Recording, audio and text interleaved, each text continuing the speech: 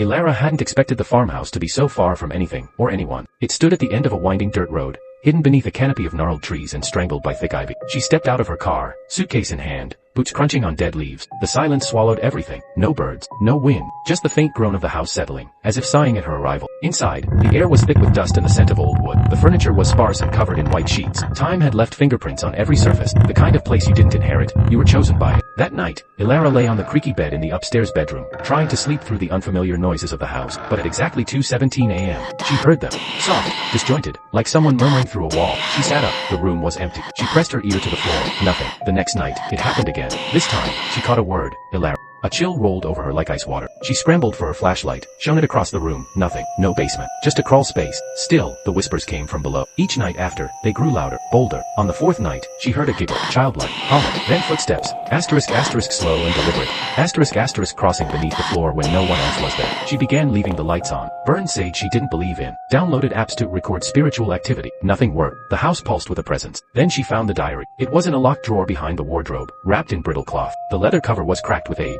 The name on the first page, Aurelia Gray. The first few entries were mundane, farming life, loneliness, but soon they turned. The voices began again last night, same time, under the floor. They say they miss the light. They say they're hungry. They know my name. I've boarded the room. Still, they knock. I cannot sleep. The final entry was smeared with what looked like dried blood. Do not let them out. Elara slammed the diary shut, her breath fogged in the air, though the heater was on. That night, the floorboards began to buckle. She stood frozen as a crack split the wood near her feet. Whispers, moans, a laugh. Then, fingers, blackened, gnarled fingers curling through the crack. She ran, tried the door. It wouldn't budge. Windows wouldn't open. The house moaned around her. The walls breathed. From beneath the splintering floor, a face emerged. No eyes, just a mouth stretched wide across its face, smiling, grinning, waiting. Elara screamed. The farmhouse was quiet the next morning. No sign of Elara, just the diary, lying open on the floor. A new entry had appeared. Fresh ink, shaky handwriting. They're out now.